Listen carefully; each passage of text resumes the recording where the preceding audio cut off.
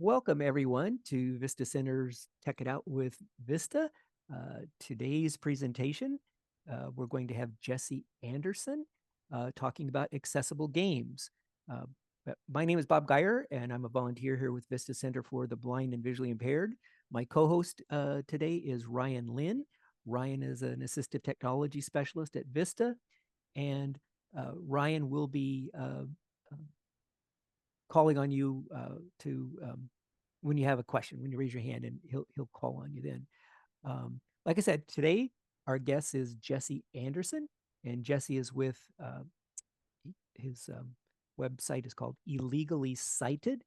I encourage everybody to go to Jesse's YouTube channel, and that's Illegally Cited, and he can correct me if there's additional things on that, but you can go to the YouTube and look up Illegally Cited, and all of his shows are listed there. So welcome, Jesse. Glad to have you with us today. Good to be here. Thank you for inviting me. Sure, Jesse. Can you please tell us a little bit about your background and uh, what you currently do, and how you've become such a accessible gaming guru out there? Well, sure. So yeah, just a little introduction. My name is Jesse Anderson, and for my day job, I work as an assistive technology specialist for state services for the blind here in Minnesota, where I primarily these days I work with transition age students. So high school, early college, that kind of thing. We're looking at trying to make sure that people can be successful and, you know, get through school, get through high school, college, and ultimately, become employed. That's another, um, that's what I do during my day job. And I think that's another thing that's really important to me is, I'd love to see the underemployment and unemployment of blind and low vision people to be lower. It's pretty high right now. So that's what I do for my day job.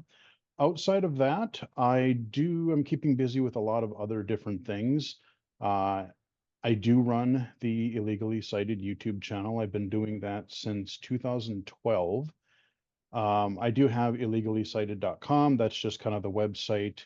It's a very, very basic, just text website, but it basically just lists all the other projects that I'm working on and links to like presentations and podcast appearances and different things that I've done over the past several years because I've been doing a lot of that. I do also do a lot of work with just not just gaming, but technology accessibility, game accessibility, and XR accessibility, which is XR is kind of the term they use for your combination of virtual, augmented, and mixed reality. So your VR headsets and augmented reality and all that kind of a stuff. So I've been involved with the XR Access organization since about 2020, and that's we're just trying to help. We're trying to make VR and all that more accessible because currently it is not, unfortunately. That's a whole other topic in itself. But and then I also have for the past several years worked kind of volunteer as a member of the Microsoft Low Vision Advisory Board. So we work a lot with Windows, Office, and a little bit of Xbox, those types of things. So, you see new features and fixes coming out to Windows Magnifier or, high contrast settings or other just kind of low visiony type things that Microsoft does. Um, we get to have, help and give feedback on some of that kind of stuff and test some of that stuff. So it's pretty fun. And then just also just kind of working as a accessibility consultant, whether it's working with mobile app developers, game developers, AAA, indie developers, just doing a little bit of everything, speaking engagements like this. I've spoke at the Game Accessibility Conference a couple of times as a part of a couple of panels and like I said, podcast appearances and all I kinds of should other mention shenanigans. What's Uh, that? I should mention, Jesse, that I believe you're going to play a role at this year's SiteTech Global Conference. So everybody Yeah, keep we don't have it nailed down yet, but that is a distinct possibility. okay. So Yep. everybody keep your eye out for the meeting announcements for Site Tech Global, and be sure to sign up, register, and sign up for the Site Tech Global Conference. It's December 4th and 5th, and hopefully Jesse will have a part somewhere in Site Tech Global. So, Yeah, we'll see if we'll make it happen. We're working on that. great. And then, outside of that, I have been legally blind all my life. I do have some usable vision, so I do use a combination when it comes to technology. I use a combination of, your text to speech, screen reader, and then magnification. I typically run Windows Magnifier these days. Mobile, I primarily use iOS, but I do a little testing, and I dabble in Android a little bit. But I use, especially on mobile, I use screen readers a lot more often.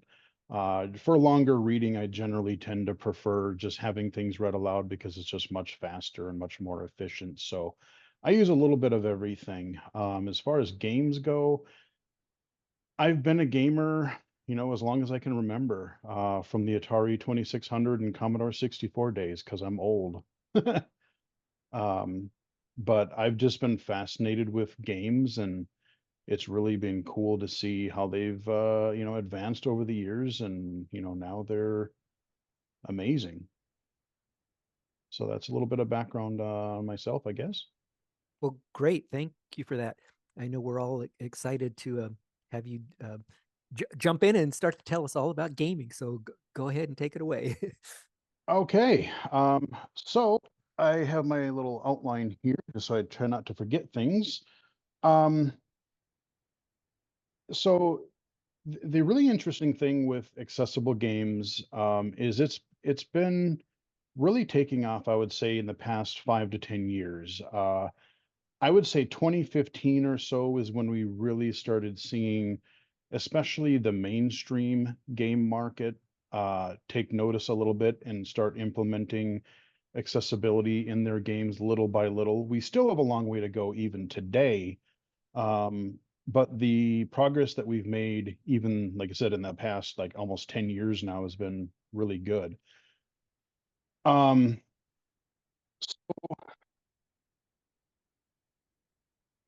One question that, everybody will ask, um, you know, I'm going to be covering a lot of different things, a lot of different types of games today. And, it might be overwhelming. It's like, well, this sounds really cool, but where do I even begin? And really, my first bit of advice would be just to, I'm going to cover PC, a little bit of PC games, mobile games, your console games like your Xbox and PlayStation.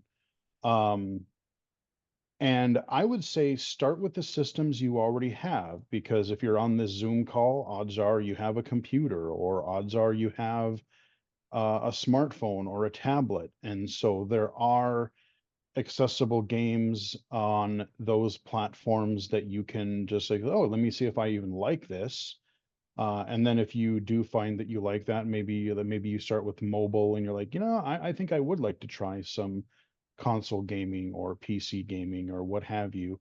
You can kind of branch out from there. But I would say starting with the technology that you already have is a good way to go. Beyond that, like I said, you have PC, you have your mobile stuff, and then you have your consoles. Um, and as I go through games on the consoles, it'll be up to what types of games you're into, because especially when you get to like PC and consoles, each system has, some of them have exclusive games. And so it's like, well, do I prefer this type of game, or do I really want to play that game? And so until more games are universally accessible to blind and visually impaired, you kind of have to pick as far as like, what game do I want, what types of games do I want to play? Um, Fox has a service called Game Pass, and this is a monthly subscription that you can do. And they have different tiers of it. I'm not going to go into the details because even they just are in the process of sort of um what's the word I'm looking for? Like they're in the process of kind of changing it up a little bit. And so even some of the tiers are a little bit weird for me to even remember. But the nice thing about Game Pass is um, Xbox has a good number of games that they just offer to the player on Game Pass. So like maybe I don't know if I'm going to be able to see well enough to play a game. I could either hopefully maybe they might have a demo out. Not a lot of games do, but some do. But if you have Game Pass, you can literally download the game. You pay your monthly subscription, and then you download the game, you play it, you determine it if it's gonna, be accessible to you, and you can play it as long as you have the subscription. That has saved me a fair few times in the last couple of years since they've had Game Pass, because there'll be games where, oh, this is a game I'm really interested in checking out, and then I try it and go, oh boy, I'm glad I didn't fork over 40 to 70 bucks to buy that game, because it turns out it's a little tough for me to play.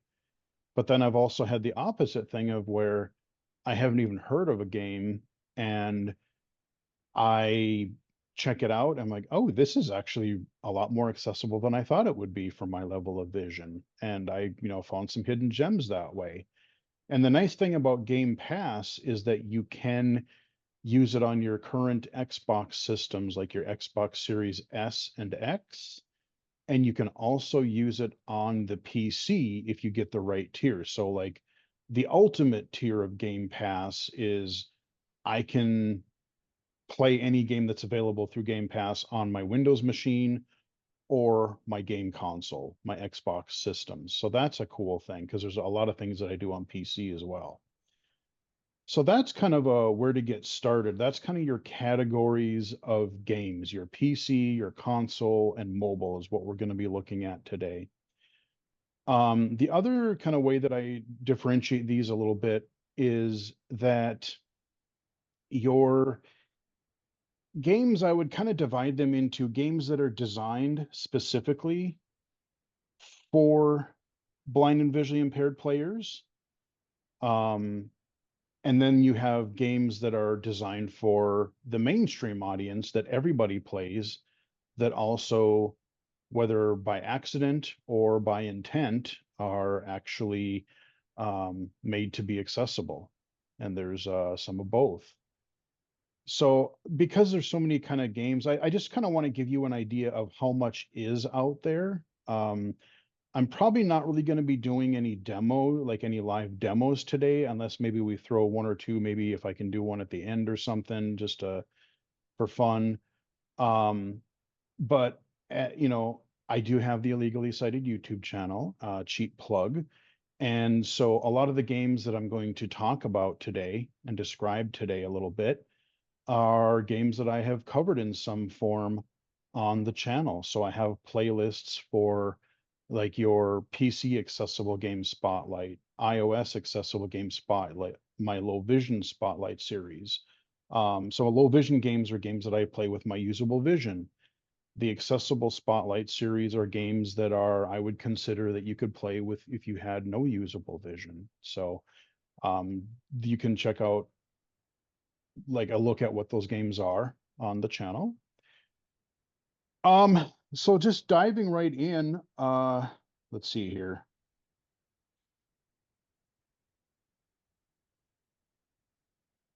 So we'll start with mobile, because that's a really common thing. A lot of people are using iOS devices, some use Android, but there are a lot of games, again, both that are designed for blind players and games that are just designed for everybody that happen to be screen reader accessible.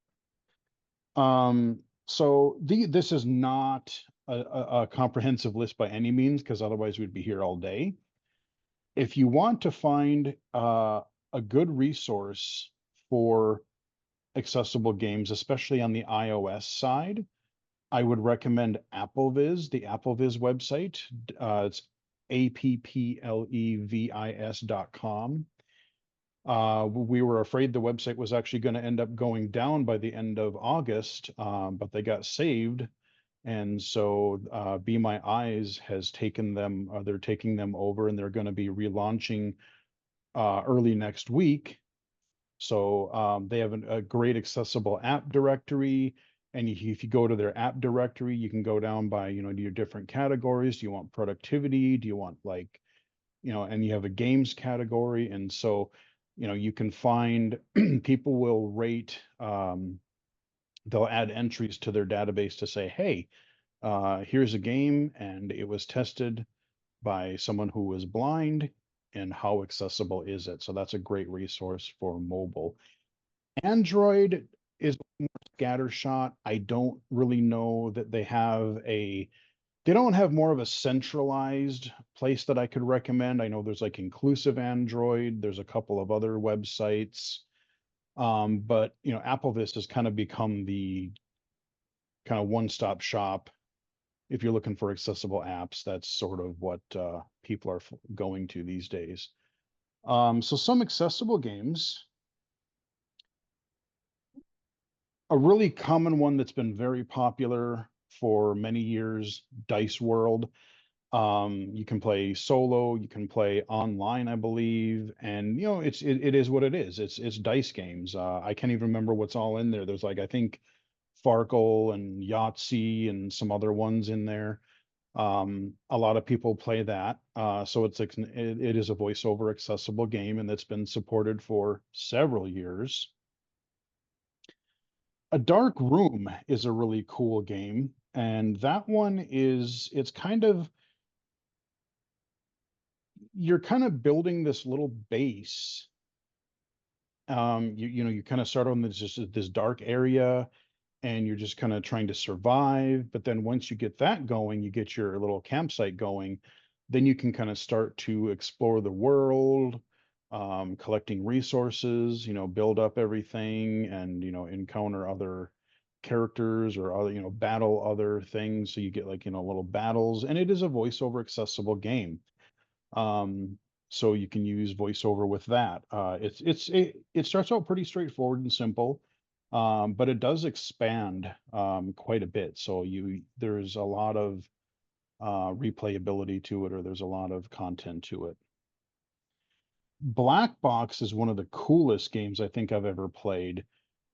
And how to explain it is really, I don't know. So the cool thing about Black Box is that it uses, it is accessible to your screen reader. It is accessible to VoiceOver.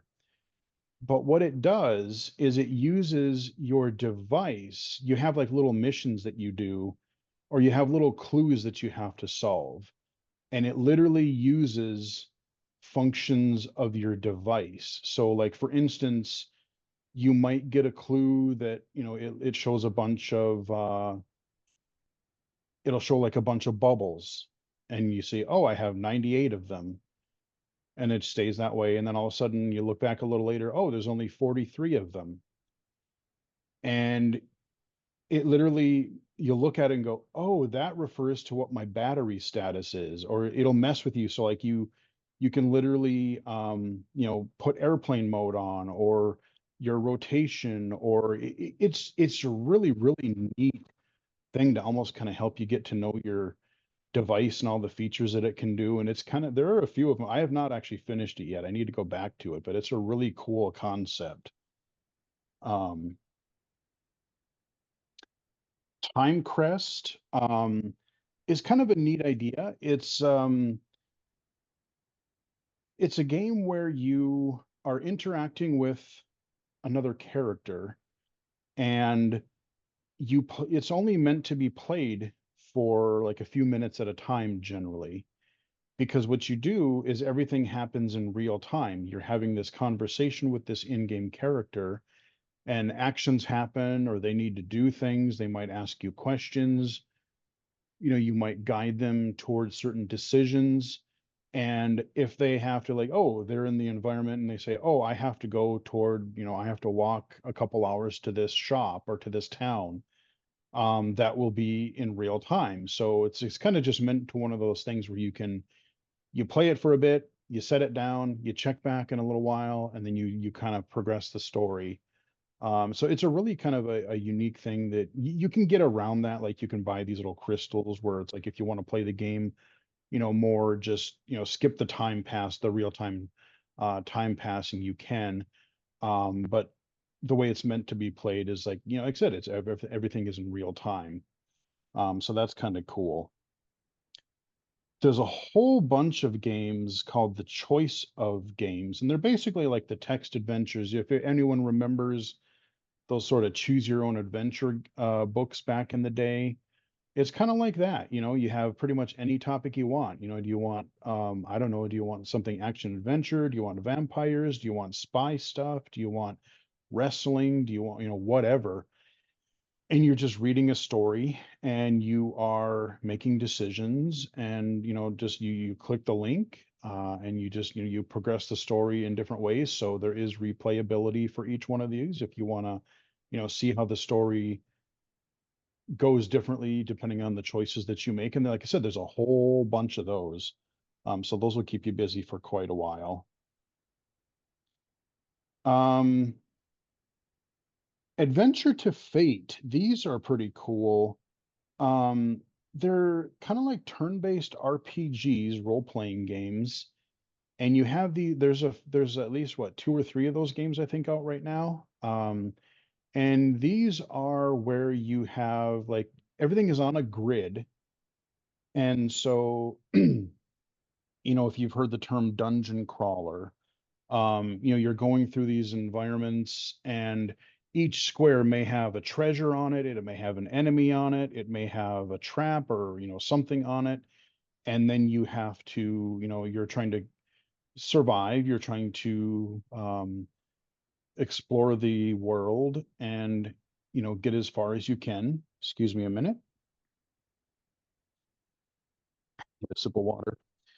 um so if you like role-playing games, they're very accessible and they work quite well. VoiceOver. So those are some fun games. And like I said, as we go here, um, I'm you guys can kind of see the variety of different types of games, especially when we get to consoles and PC. The cool thing is one of the complaints that people often had initially was, we've had games designed for blind and low vision players for many years. I mean, I remember in the early 90s playing some text-based games in DOS, you know, early Windows games in the mid 90s, early 2000s. These were games that were designed oftentimes by blind developers or visually impaired developers for blind and visually impaired players. And these are great, but the problem with that type of development is that one of the complaints that we would often see on on message boards and forums and stuff is like we would kind of get the same types of games, board games, card games, text-based games. And as the mainstream video game market, as the games got more advanced and more fun, or more cinematic, that type of thing, a lot of blind players felt that they were falling behind. It's like, well, I can't play the same thing. I'm stuck with these old text-based things, and I can't play what everybody else is playing. And the other sad part about it is, especially there's more games I would have loved to included in the mobile game list here, but sadly, what I find often happens is that somebody means well and they want to create an app like, hey, I want to make a game that blind people can play. And so it might be a one person operation, it might be a very small team, maybe a couple, two, three, four people, and they might get a game out there. But the problem is, on one hand, it's a niche market. And so because a lot of your like if you have vision and you're fully sighted players, they would see an audio game as more of a gimmick, like, oh yeah, that's kind of a cool thing, but they don't really have much interested in playing it other than saying, oh yeah, that's neat, because they like their pretty pictures. So what ends up happening is a lot of the there's been a lot of games that have come and gone that are not available anymore, because the developer has just, they couldn't, they couldn't support themselves, they couldn't support their families, they weren't making enough money making games just for blind players. And I always tell people on my YouTube channel, and when I do interviews and stuff, please, so if you find a game that is interesting to you, well, not just a game, but whether it's a device or an app or a game, to please support the developers and support them financially. I know it's easy to, ask for a coupon code and everything. Um, but these guys aren't making a lot of profit as it is. And so we don't want the accessible games that we do get to go away. So that's kind of what we've seen a lot happen, especially in mobile, because there's been some amazing games on mobile that just aren't around anymore. If, some of you might be familiar with the something else games like Papa Sangre and the Nightjar and Audio Defense. Those are awesome games that were designed specifically for blind players, but just aren't around anymore. And there's been a lot of other ones as well. Um, a few more audio games here, a few more mobile games. Um, Dawncaster. This is a pretty cool game I discovered earlier this year. Um, if you've heard of like card battler games, like you've heard of Magic the Gathering or different types of things like that. Dawncaster, and there's another one that I can't think of the name of right now that I played around the same time. These are games that are, designed for mainstream players. They're visual, they've got the full graphic cards and everything on them, but they are voiceover accessible, and it's a fun and actually quite challenging game. I'm fairly far in, but I am kind of getting my butt whooped right now. So, um, the card battler games, those are pretty fun. Doncaster's a good one of those. Blind Drive was a fun one that came out a couple years ago. This is an audio game. So like I said, some games you use your screen reader and some games are self-voicing. So they might just have their own, narrated menus and things like that. Blind Drive is, I will warn you, it's a little bit M-rated, shall we say, because it's a kind of a satire or kind of a weird twist. But the concept is, you go into this car, and this guy like locks you in this car and kind of has like remote control over you, and so like you can't get out of the car, and he makes you go through all these weird um like tasks. So you're driving down the road, and you're trying to avoid traffic, and all kinds of other shenanigans ensue. And it's just a really bizarre but fun audio game. um FEER, FEER, is a pretty cool one. That one is, if you've heard the term auto runner, um, where you're either like, some games will, you're going from left to right, and you're dodging obstacles, you're jumping, you're sliding under things, you're that kind of a thing. Well, FEAR, you're in first person, and it's like you're running forward, and it's neat because they have different themes. So there's like a Halloween type one. You're going through like a spooky forest things, and you have like zombies and pits and branches that you have to dodge. And then there's more of a science fiction one where there's robots and other different obstacles, and you're just trying to see how far you can get in this auto runner. And like I said, it's a really cool audio game. Um, that one's a pretty good one.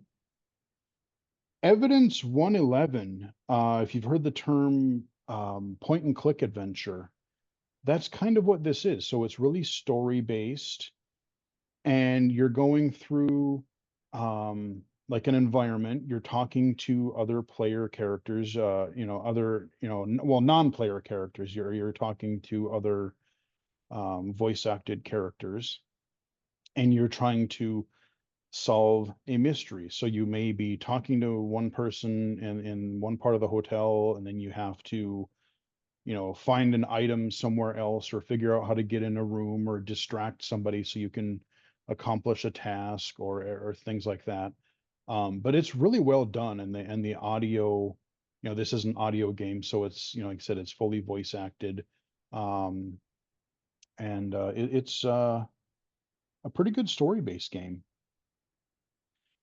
Audio Wizards is a fun little, I don't know what you would call it. Like, it's an audio game, but it's like an audio arcade type of game. You have these, basically you are trying to defend yourself, and you have these monsters that are coming towards you, and you have to use kind of different colored magic, which equate to different sound effects. And so you hear something coming at you, and it's kind of got this like rock, paper, scissors mechanic where, like, oh, I hear this enemy coming. Well, okay, this is a fire guy, so I need to get some water stuff to put him out, or I need lightning to do this, or, it's just kind of a fun arcade type of game.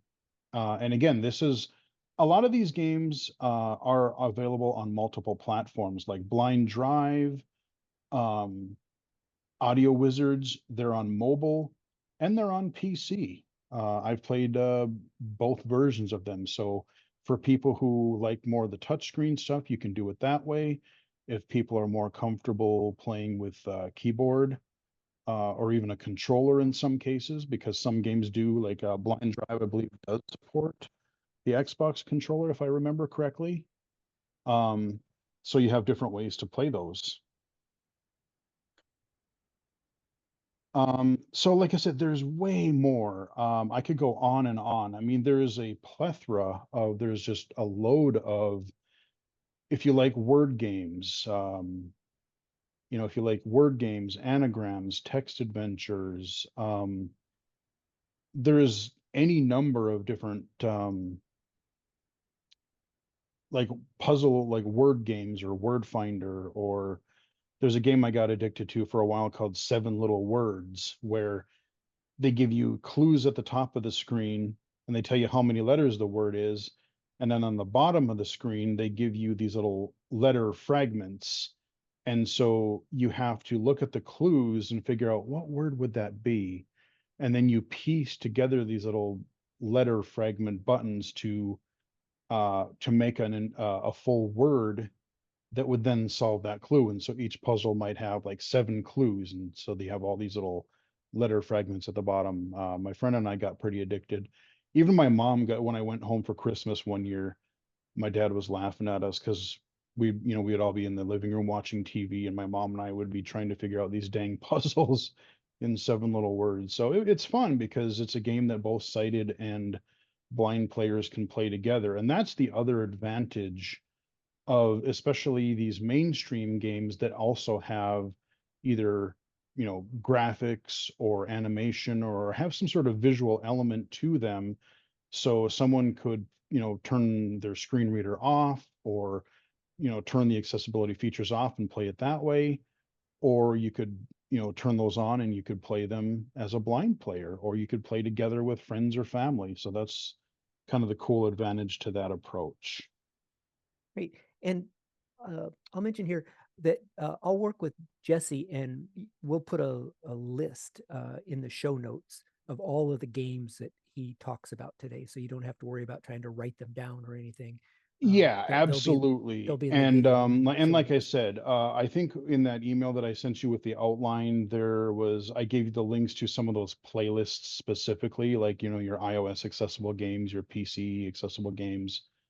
Yeah. Yes, Those I'll would be put that in the ones show that'll notes. clue you into those things Okay. if you want to watch videos on them. Sure.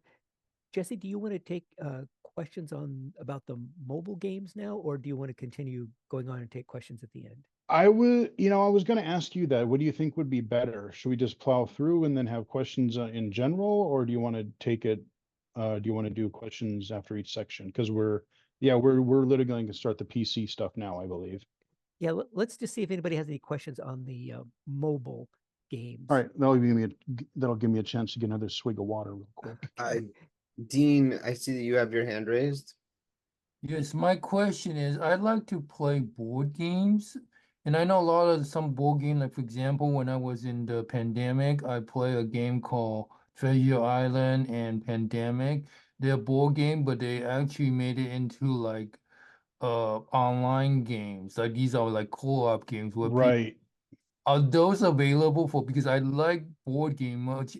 Some board game becomes like goes online. Do they have those for visually impaired people? You Um, understand my question? no, that's a great question. And unfortunately, I can't think of too many board games that I can think of that would be blind accessible. If you have some usable vision, you might be able to play some. I remember like on the PC a few years back, there was a kind of a simpler game based on Risk. It was called Risk Factions, and low vision wise, it was actually pretty accessible. It was pretty nice for, pretty easy for me to see. There are a lot of virtual versions of these board games. I know like Ticket to Ride is a popular one. There's another one there's another one that I know a lot of people. King of New York, Yeah, but yeah, I know some of those are out there. a little Catan because you mentioned Yeah, like Catan, that's the one I'm like thinking of. And trading. unfortunately, that one I don't believe has an accessible version out for it. Okay, how do you? Because everything of these are graphical, and whether the developer has to take the time to make sure that there's like accessibility in place for like screen readers to navigate all the. Okay, all right, thank you. So Yeah, basically. no, great question. I Well, wish they were. basically, there's not that many, right? I mean, probably better just for us visually impaired people to play the board game because we can feel it. So would Monopoly be one? Do they have Monopoly? There might actually be an accessible Monopoly. Like if you check AppleVis, Uh-huh. I believe there is an accessible Monopoly one. It might be through Blindfold Games, I think. Um, I know if you're looking for physical board games, I believe it's what is it, 64-ounce games. Mhm. They make kits where you can basically adapt. You buy your off-the-shelf board game, Mhm. and then you buy the adaptive kit for that game where like you can, it'll add braille or tactile for your physical board games. I believe it's 64-ounce games that sells those, so Okay. you can adapt that type of thing. Okay. So go to Good question. AppleVis if I want to find out accessible like Scrabble. Yeah, and if you look under games or just even do a search for Monopoly, you might find something there. Okay, thank you. Thank you, Dean. Vanessa, I see that you have your hand raised. Hi, thank you. Yeah. I just also wanted to mention the Retinade tabletop app for access to board games. It would be like for access to like a tabletop game and not an app. And I haven't actually used it, but I know the Lighthouse has been working with the developer of it, and it makes you can like Oh, access a lot of different card games and things like that through this app utilizing like image recognition and OCR. And what was the name of that okay. again, Vanessa? It's Retinade, Retinaid, Retinade tabletop. Thank you. Okay, yeah, I was gonna ask you to spell that too, because I'm like, I Yeah, haven't heard of that one. yeah, I think Cool. it's relatively new. Yeah. Neat. I'll have to look into that. And just one quick question. I missed the game that you mentioned is good to play with more than one person, like a student who's sighted and a student who's blind can play together. Well, there's a few of them. I mean, Dice World, you could play it with Seven Little Words was another word game that was pretty fun. You can play multiplayer with. Um, there was one called Cribbage Pro. My friend and I used to play that a fair bit back in the day, several years ago. I think that's still accessible, VoiceOver accessible. Um, and you can play with sighted and other blind players. It's just a regular mainstream mobile game. Awesome. There's a fair few of them out there. Thanks. That's great. I find often that, especially with like console games that are accessible, they're built for single player use. So I'm trying to find more options for the social aspect of video gaming. So I appreciate it. Sure. Thank you. Yep, no problem. And there are a couple of games now. There are beginning to be a couple of games that do console games that do have some multiplayer aspects to them. Awesome, thank you. One last one and then we'll get to PC is Leo, I see you have your hand raised. Hey, thanks. Yeah, thanks for the presentation. It's really insightful. I just, I was listening to some of the games you mentioned, and a lot of them seem very familiar. I've tried Blind Drive and a few others. I do wish some of those were available on Android, but I know there are a lot more on iOS. My actual question is about Game Pass. You were talking about Game Pass earlier, and I was wondering if you might recommend it to those without any usable vision, only because it seems like there are only a handful of just audio games, and maybe a few more games that are mainstream but are accessible for everyone. So there aren't as many options. Right. Well, and unfortunately, that's a good point. Thank you for bringing that up. That is a sad point. Like I said, we've made a lot of progress in the last several years. But you are correct. As far as like mainstream games that everybody plays, there are currently far more games that I would consider not to be playable for blind players than are. Even when I do videos on my YouTube channel, when I cover games that I play visually with the vision that I do have, and I cover games that are accessible to totally blind players, and I generally tend to spread out. I know people would like more frequent videos for games that are blind accessible, but I have to spread them out more, both just for variety's sake, but also because, as you said, there just aren't, whether it's mobile or PC or console or anything in between, there's not as many out there. But the nice thing about the thing about a lot of your mainstream games though is they have so much to them, that especially a few games that I'm going to talk about when we get to consoles, and I'll mention Xbox specifically later.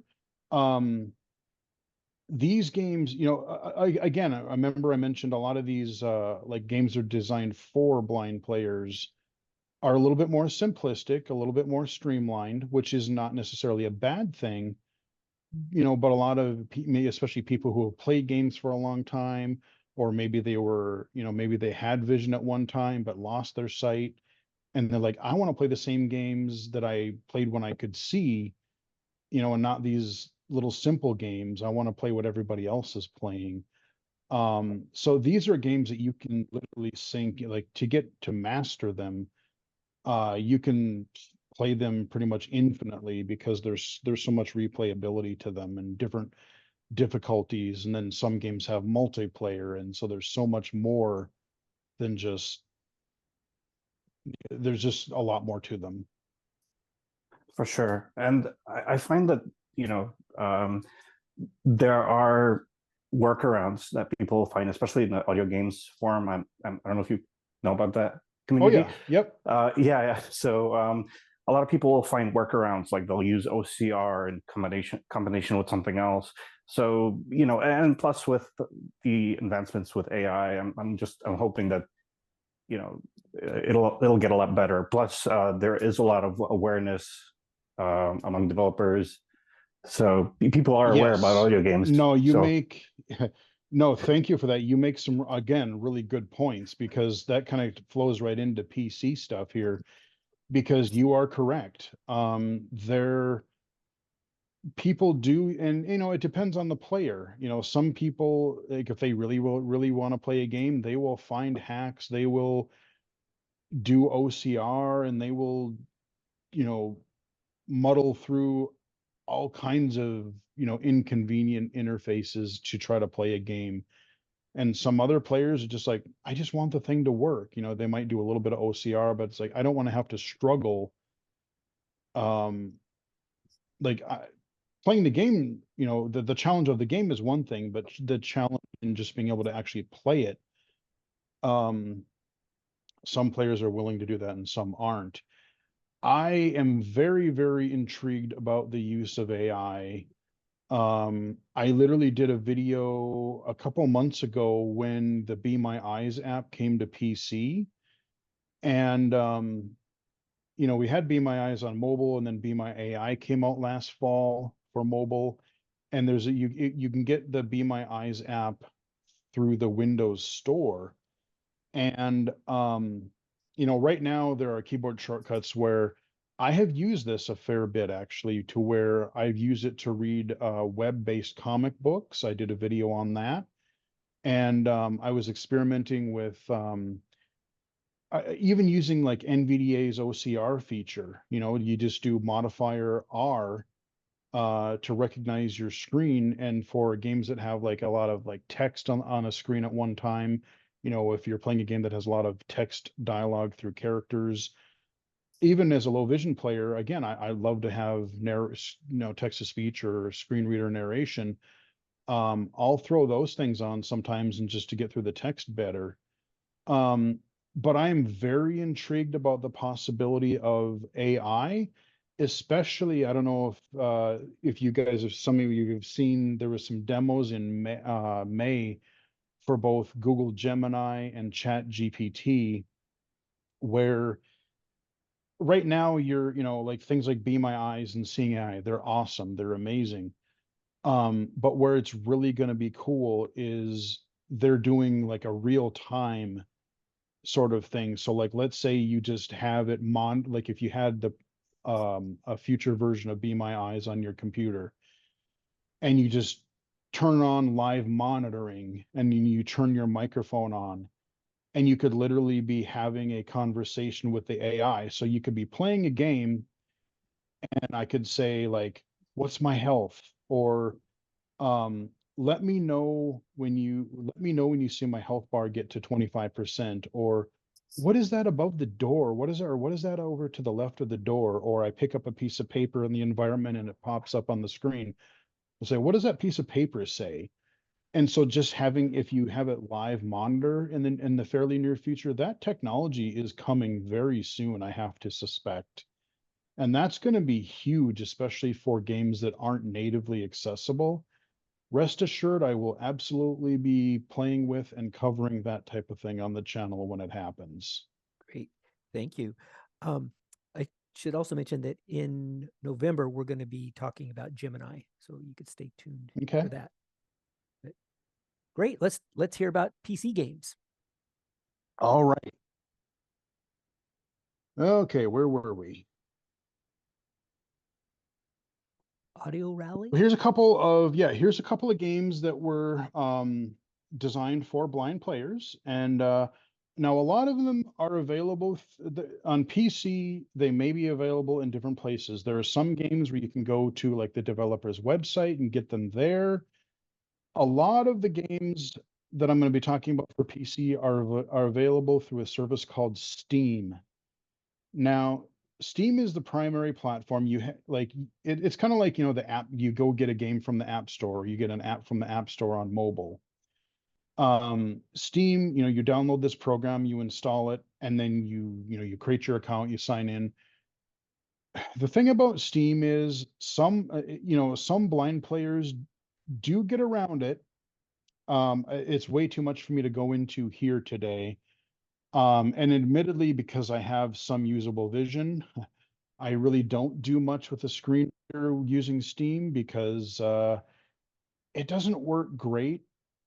Again, if you're an advanced user, people have found ways to kind of get around it and get through it. I just use Windows Magnifier, and I magnify Steam, and so I'm able to use it that way. And there are other workarounds for, like, if you use this, you can go to steampowered.com, and if you log in there, you can do all your browsing and your shopping and buying your games on the website, because their website is actually fairly accessible, at least compared to their client. And even on mobile, now their mobile app is pretty jank. It kind of has been for a while, but you can do it. And one of the features that you can do with that is you can buy the games, let's say on mobile, and then there's like if you have your computer on and you have them both logged in, you can say, I want to remotely install that to my PC. But that's way too much to get into here. But yeah, so a lot of these games are going to be available on PC through Steam. Some of them may also be available through the Xbox or the Windows Store app, like usually through the Xbox app on Windows. That's kind of their gaming hub. If you don't want to go through Steam, you can get a lot of these games through the Xbox app, and that is actually pretty screen reader accessible. So that's another option. There are a couple of other services like GOG and the Epic Game Store. GOG is another nice site because you can go to their website, gog.com. You can buy and download the games directly to your computer and then just run them from whatever folder you download them to. Or once you install them, you can just run them, from a program shortcut on your desktop.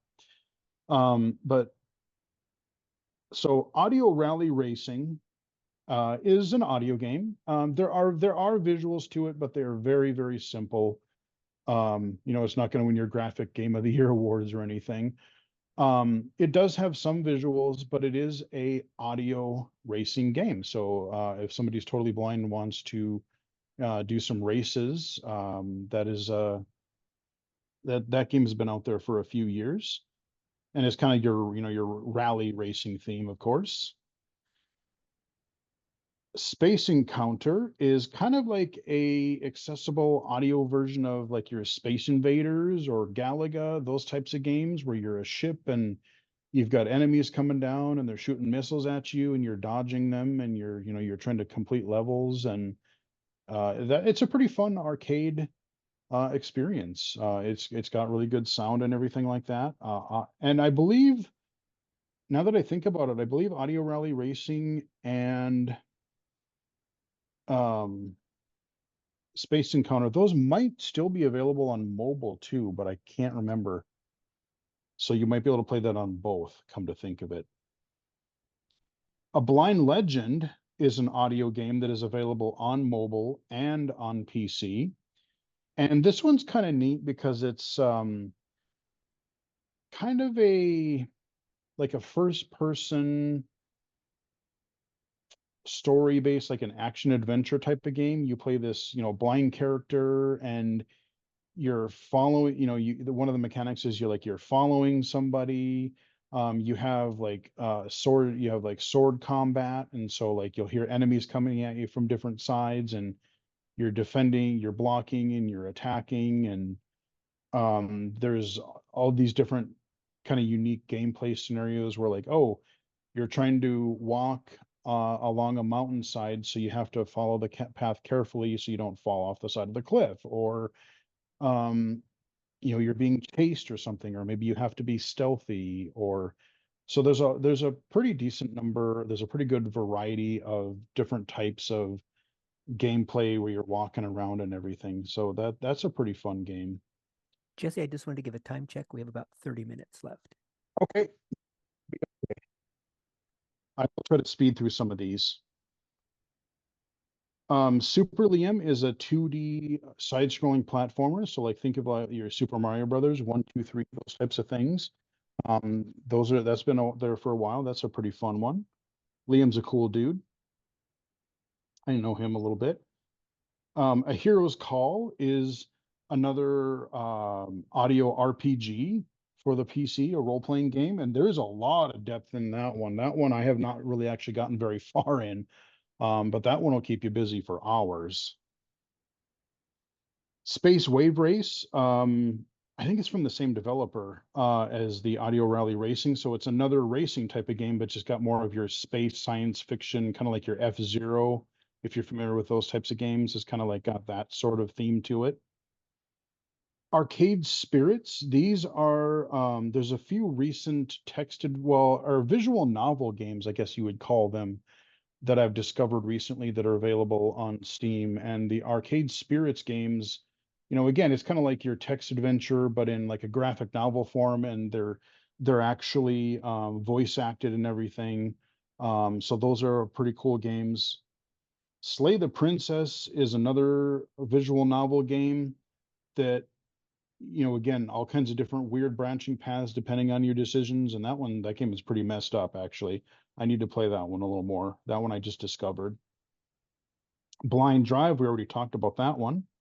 Audio Wizards, we talked about that. Conjury, that's another one that's on PC and mobile. I believe, if I remember, like there's so many here. It's hard to remember exactly what each one of these is. I believe this is another kind of like your card battler type of game, or kind of it's good though. I've been playing it earlier this year. Luck Be a Landlord is a kind of it's an interesting slot machine type game. It's like if you've heard the term roguelike, it's kind of like where you go for, you do one run is what they call them. You get as far as you can, and you get power-ups each round. And then when you can't make it any further, you kind of start over, but then you're given some overall currency to where you can improve your base stats, and then you can probably get further the next time you do a run. And this is kind of like a interesting little, like I said, slot machine casino game. The Veil is another one I really like. This one is on both PC and Xbox consoles. Actually, I think it's even on the Switch. This is an audio game, and it's kind of like a Blind Legend, where you are walking around, you go explore a couple of villages, you go on quests for people, you're walking around environments, you're doing combat, you may be doing a little sneaking around. It's a pretty cool game, actually. That one, I think I even did a full playthrough on my channel at one point. So now we have a section for mainstream games for PC and consoles, and this is where the fun stuff really begins. The Last of Us Remastered and The Last of Us Part 2. These were games that are a turning point in game accessibility, because these are the games, I think, there was a lot of games before that were doing at least some level of blind accessibility, but this is where like a lot of your other mainstream game developers and stuff took notice. When The Last of Us Part 2 came out, I had played the first one on the PlayStation 3 visually, and when The Last of Us Part 2 came out, a few weeks before launch, they announced they had this big blog post of just tons and tons, like over 60 accessibility features. This is a AAA action adventure game that is like very, very highly rated series. You're navigating through complex 3D environments. It's action. I mean, it's cinematic. I mean, they literally have the Last of Us HBO series that was really good last year, and the season 2 is coming out next year. These games are totally playable even if you have no usable vision. I wish I had more time to go into those games specifically, because they're so amazing. With, like, again, you're navigating these complex environments. You can follow your main path, your objective. They have little like a ping mechanic where I'm standing somewhere and I can ping the environment, and I can get little audio cues for where the enemies are in the room, or if there are items I can pick up in the room, because you're in this kind of like dystopian apocalypse type of thing, and you need to find crafting materials so you can, heal yourself and craft weapons and things like that. So you don't want to just go through the main path. You want to explore and collect all of your resources. There's a high contrast mode for low vision players. There's everything that is text-based. You pick up a note in the environment. It's narration. It's beautiful. And those are on the PlayStation 5. The versions that I would recommend are on the PlayStation 5 And currently, The Last of Us Part 1 remastered is on the PC, but not Part 2 yet. I'm hoping that gets announced soon, but these games are incredible. And I would say the gold standard for like your action adventure type of game. They're fantastic. God of War Ragnarok and Spider-Man 2. These are also PlayStation 5 games. They are, I would say, largely blind accessible, but not as good as The Last of Us Part 2 because there are certain puzzles, there are certain traversal areas and different things that just don't quite work as well. Either a player might need to fiddle around a lot more and struggle a little bit more, or they might need some sighted assistance here and there. But these games are adding accessibility, little, improvements over time, so maybe that'll improve too. So I want to mention those. Forza Motorsport, we talked about Xbox Live. This is an Xbox and PC exclusive, and this is a hardcore simulation racing game. And it is totally playable. Like, I mentioned audio rally racing, that is super, super basic. The Forza series is one of the premier racing game series over the last like decade or better. And even for visual players, I've played some of the older versions visually, and these games are, they have driving assists, for more arcade or more beginner users that you can play even visually. But then they have like the new Forza Motorsport, the latest version of it is totally playable by blind players, and you can have as much assists or no assists or anything in between. They have loads and loads of like customization for your text to speech and your announcements as you're racing. I mean, the sensitivity, I mean, there's just so much you can customize. You can kind of make it as streamlined or as complex as you want it to be. But this is like the closest you're going to get right now, almost like for a blind person to drive a car. Huge shout out to Brandon Cole. Unfortunately, he passed away earlier this year, but he was one of the main contributors to the accessibility of this game, and they did a fantastic job. I will warn you, there's a hell of a learning curve to it. But as I said, if you want a game that you can devote hours and hours and hours to for replayability, single player, multiplayer, and learn, maybe with all the assists on to start with and, gradually remove some of those, you'll be playing this one for months, if not years. Mortal Kombat 1, fighting games have always been kind of inherently largely accessible to blind players, especially if they have stereo audio, because you've got a character on the left, a character on the right. Every move that they make that has sort of their own audio cue, and you're listening to like where that is in, left or right. But Mortal Kombat 1, which came out last year, is available on pretty much all of your platforms, PC, Xbox, PlayStation, and you can, not only are the fights themselves accessible, but all of like the it has menu narration. I can pause the game and I can look up the move lists, and so all the special moves and the fatalities that Mortal Kombat is known for.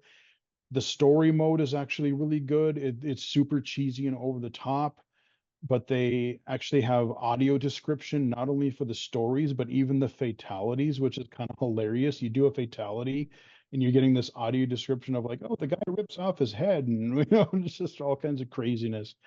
But like the training modes, the conquest mode, which is kind of like a separate, there's so many different modes of gameplay. Again, that's one where to devote yourself to even learning one character, let alone the dozens of characters that are in the game and all the modes, single player, multiplayer.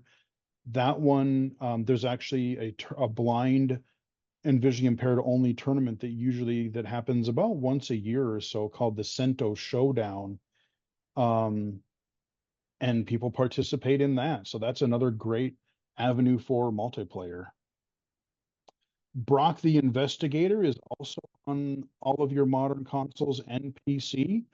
This is another point and click adventure game where you're walking around the environment, you're talking to people, you're interacting with things, and then every so often you get into these little combat sequences where you're kind of playing almost like if you've heard of Double Dragon, Final Fight, Streets of Rage, kind of those types of games. And all of that is totally blind accessible. It's voice acted. It's very, very well done. Sequence Storm is a PC game, PC only game. It's a rhythm racing game. So think about kind of like a weird racing game, but it's very heavily based on rhythm. So think like Guitar Hero, Rock Band, those types of things. You're combining those two together. It's very fun, but it's very challenging. And I'm kind of terrible at it, but it's great. As Dusk Falls is also available now on pretty much every one of your consoles and PC. And this is a really good kind of an adventure game. A lot of it is dialogue choices and then what they call quick time events, where buttons pop up on the screen and you have to hit them quickly enough. All of those are narrated. The cool thing about that game is, there's a lot of replayability depending on how the story goes.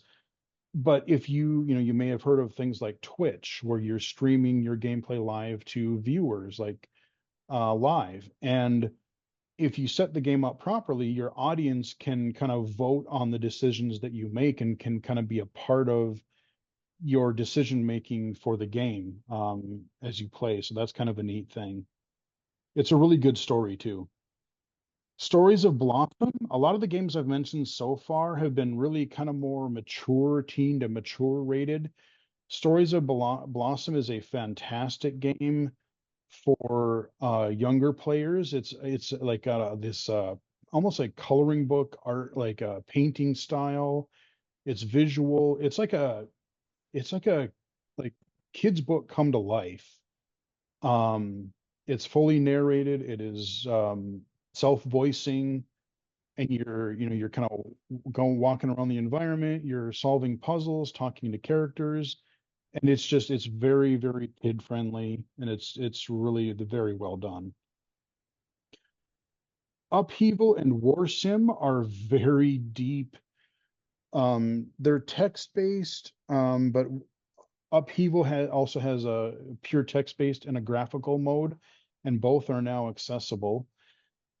But both of these games are, like, again, they're very, very deep. It's not just your choose your own adventure, but it's so hard to even explain. Like in War Sim, you're basically running a kingdom and exploring. And Upheaval, that one's, I think, in like early access or just the demos out right now. But I've played what's out there so far a little bit. And again, these are games that you can spend hours on because they're very deep mechanics. Lost Hound is a really neat game. Again, it's got really cool stylized visuals, but it's totally audio accessible. And you actually play a dog named Biscuit, and you and your owner are helping. You're just doing, each level is you're helping people. Like there's one level where you're trying to find people that are lost in the woods and bringing them back safely. There's another level where you are rescuing people in this Arctic storm and trying to get them back. There's one where you're in an airport and you're kind of sniffing through, suspicious characters as they're coming in to the conveyor, the conveyor belt things. So it's just a really good variety, but it's all audio based and it's a really neat game. Alt Frequency and Code 7. Again, these are games have really unique mechanics that are kind of hard to explain here, so I kind of just have to gloss over them. And we're almost done. I'm going to lump this last section in here. PC, so these are all of those games I've talked about are natively accessible, whether they're self-voicing, whether they work with a screen reader, whatever. There are some games that are not natively accessible, you know, out of the box. PC game accessibility mods. On PC, modding has been a thing for games forever. And so there's a few games that kind of stand out. The Toby accessibility mod for Doom and Doom 2. I'm sure everybody's pretty much heard of Doom back in the early to mid 90s. 30 years later, I have actually, I'm proud to say that I developed a mod over the last 4 years or so, and we're up to version 7.5 now, and it has come such a long way. It's amazing. So it's a little more to go into here, but I have a video on on Toby 7.5. It's a mod that takes the original game and adds extra keyboard commands and audio cues. Like you've got a compass, you have extra sounds for power-ups and monsters, you have a ledge detection system, a wall detection system. In the latest version, there's even kind of like a waypoint system. So it's like, you know, these are maze-like levels, and so you might have found like, oh, here's the red key door, but I haven't found the red key yet. So then when I find the red key, you can actually bring up a little waypoint menu and say, I want to go back to the red door. And then it'll almost put like this, like, well, series of breadcrumb items that you follow. And it's like a pathfinding system to go back to where you need to be. So they're doing just crazy stuff that I didn't even think you could do with a 30-year-old game. So I'm really proud to be a part of that. Hearthstone Access. Hearthstone is another game. You compare it to like Magic the Gathering. It's a card battler game. And on the PC, there is a mod for it. Now you can play the game on mobile, but there are no mods for it, so it's not accessible. But because you can mod the PC version, there's one called Hearthstone Access, and that makes this card game playable. Stardew Access. Stardew Valley is a farming and social sim. It's just kind of a chill game that's actually very addictive, contrary to what you might think. And there are some mods available for the PC version of that as well. The Hades accessibility mod. Hades is again what they call kind of a roguelike, where you're navigating your way through the story, and you do a run, you only get so far, but you've collected some resources. So now when you're plopped back in your home base, you may be able to have some, you know, get some permanent upgrades, and then you can go forward and try another run. There's an accessibility mod for that, and the story and the voice acting in that game is excellent. One game I forgot to put on the list that I have to mention also in the PC and console accessibility section is Diablo 4. Diablo 4 is a dungeon crawler. It's very combat heavy. It's what they call kind of a looter game, because every time you kill enemies, you smash open chests or barrels. There are like, you're getting loot, you're getting new weapons and new items and new armor and potions and things. Diablo 4 has become largely blind accessible. Like all of the menus and when you're comparing all the inventory and the stats, all of those speak. And it's really, really quite good. In October, they're going to be releasing a major update to the game. And one thing that has kind of been missing thus far has been a navigation assist feature to help a blind player navigate the world. I have not gotten a chance to play that, ahead of time yet. But when that was one of the major problems that some people had with the game in its current form, is it's, all of the user interface is accessible and the combat is accessible largely, but getting around the world without any usable vision has been kind of a problem.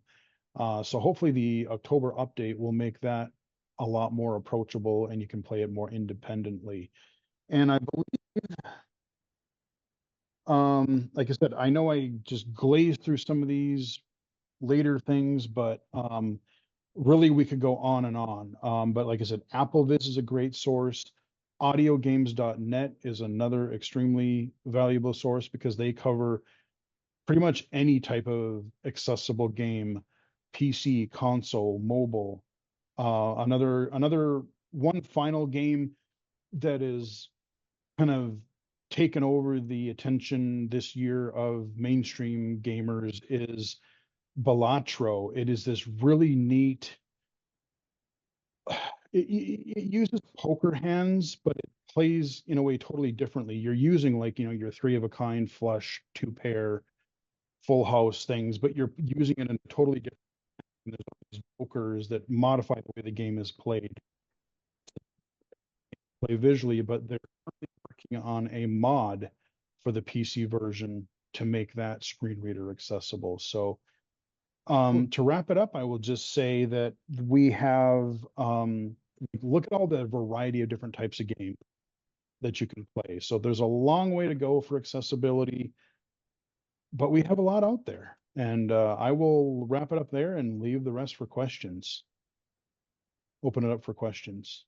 That was a great list you went through. So appreciate that. Yeah. Anyway, I said I probably missed a few. I'm sure I missed a few. Okay. Ryan, do we have any questions? We do. David, go ahead. Hi, thanks for the presentation.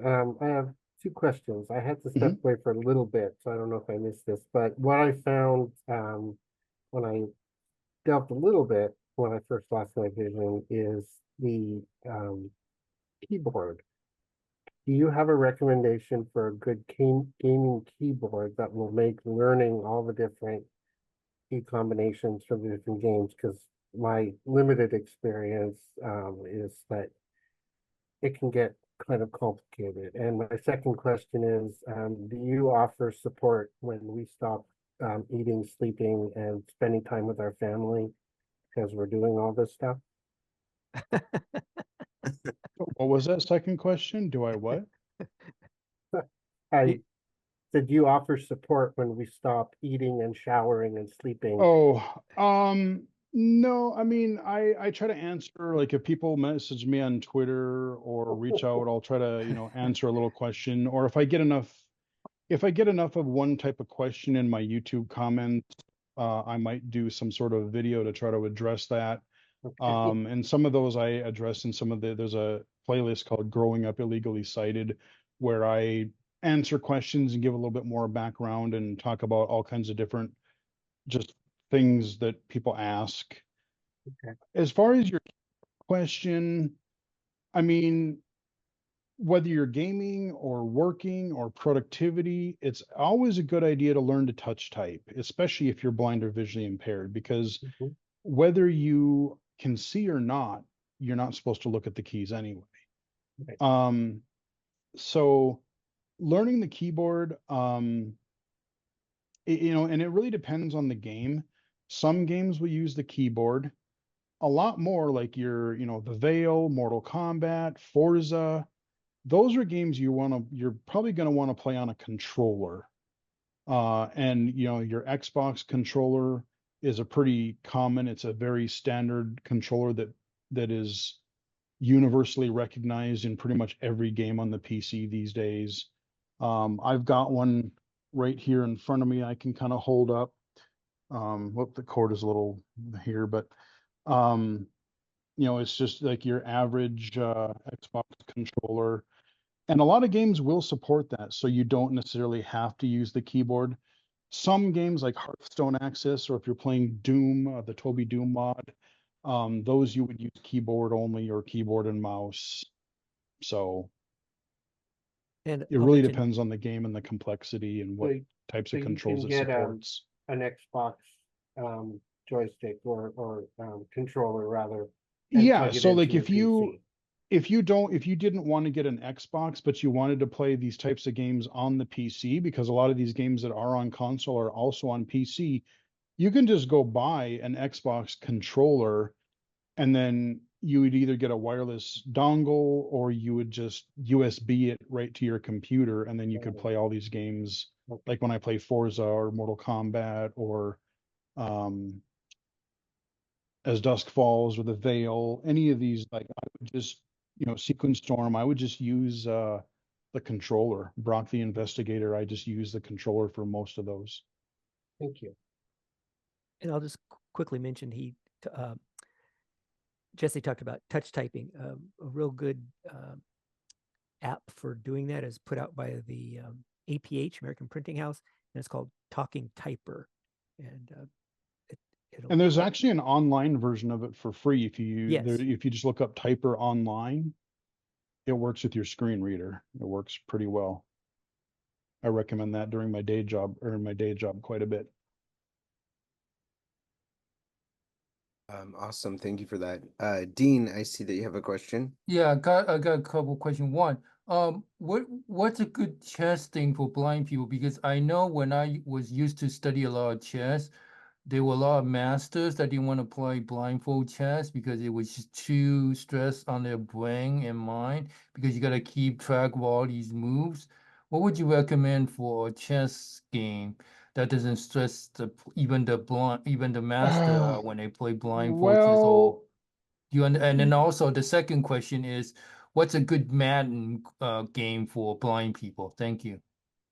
Okay, well, good questions.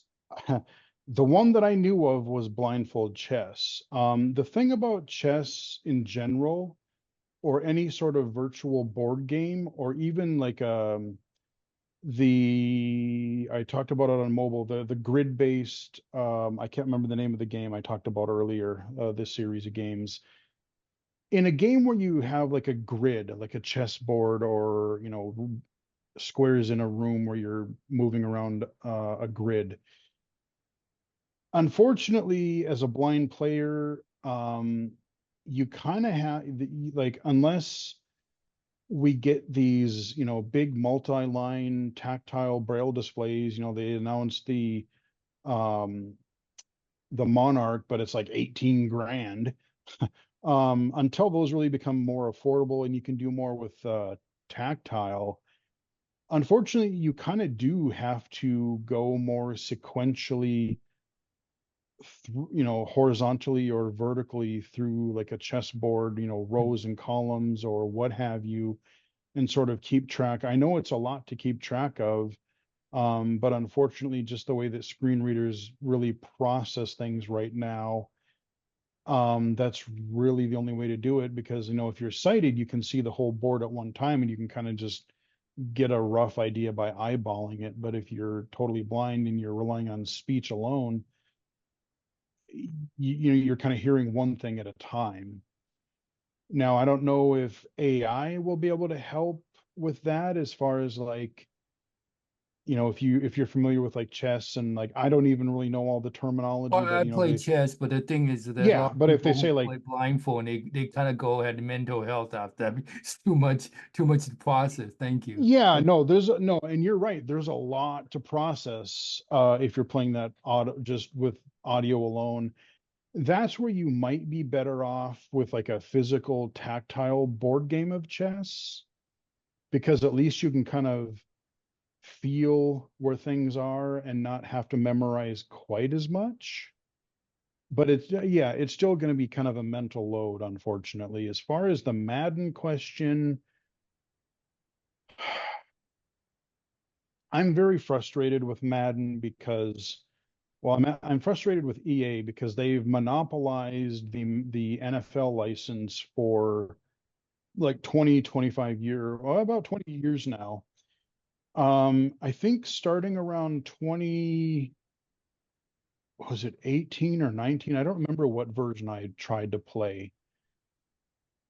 They had some level of basic accessibility, but you still had to like look online and kind of have like a little guide as to like where things were in the menus and get things set up. And then when you were in a game, what they would do is, when you're using the controller, it would, like, let's say you were on defense and you would feel a different vibration. So like maybe I can't even remember what they were, but like you would get like one vibration or two vibrations or a long vibration, depending on if it was a if the offense was doing a running or a passing play. There are, like, if you look up like blind Madden on YouTube, there are players that have played the last couple or the last few versions of Madden a lot more than I have. And unfortunately, the last version or so that just came out, from what I understand, accessibility wise, the accessibility has actually kind of regressed instead of progressed since I want to say it was like 2018 or 2019 when they first started doing the accessibility. The first year that it was accessible, I did a video for it on the Xbox version, but I don't remember what year it was. But they really haven't, to my knowledge, they haven't really added a whole lot. They haven't built on the accessibility from year to year all that much.